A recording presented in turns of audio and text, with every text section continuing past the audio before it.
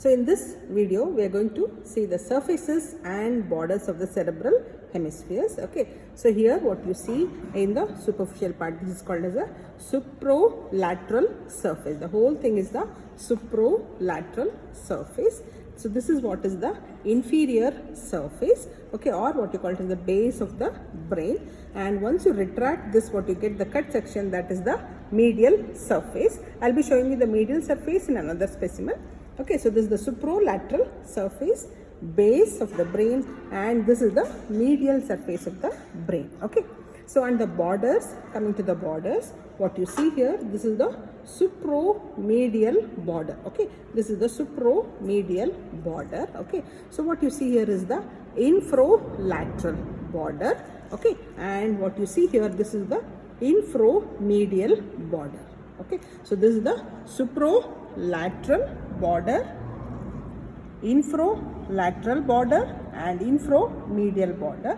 Infromedial part has, first is here in the front, it is called as a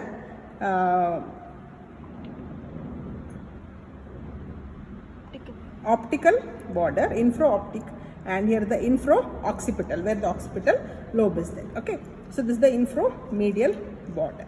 Now coming to the base of the brain. Okay, in this specimen, what you see here, the base of the brain, what this is called as the olfactory, okay, nerve with the tract. Okay, this is the olfactory tract. What you see here, this will be actually the optic nerve, where the crossing is there. This is called as the optic chiasma.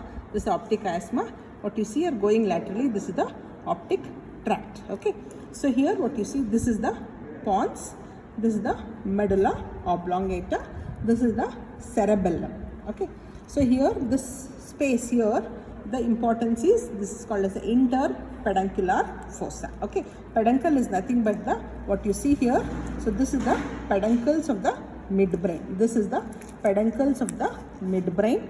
So what is the white thing here you see, that is the peduncles of the midbrain. This is the peduncle of the midbrain. Okay, so this fossa is present in between these two peduncles. Now what is the boundary of this interpeduncular fossa? Anteriorly is the optic chiasma. Okay, so this what you see is this the optic chiasma. Anterolaterally is by the optic tract, posterolaterally by the crus cerebri. Okay, that's the peduncle or the crus cerebri, and posteriorly by the upper border of the pons. So this forms the interpeduncular fossa. Again I'll repeat, anteriorly is by the optic chiasma, anterolaterally is by the optic tract, okay, posterolaterally is by the crus cerebri, posteriorly is by the pons. Okay, and here what are the important structures you see here will be the, here actually is this the optic stalk, okay, with the pituitary gland. Okay, then you can see two elevated structures, that's called as the mammillary bodies. Okay, and what you see here will be, can you see here the vessels which are piercing the brain tissue, that is called as the posterior perforated substance. This is the posterior perforated substance. Okay, and next to the optic tract and the optic chiasma, what you see here, this is called as the anterior perforated substance. Perforated means where the vessels pierce the cortex, that is called as the perforated substance. You have anterior on either side of the optic chiasma, and posterior is within this interpeduncular fossa. Okay, so what is the main content of this interpeduncular fossa is the circle of Willis, okay, and the posterior perforated substance. Here this is the interpeduncular fossa. So this is the importance of this interpeduncular fossa.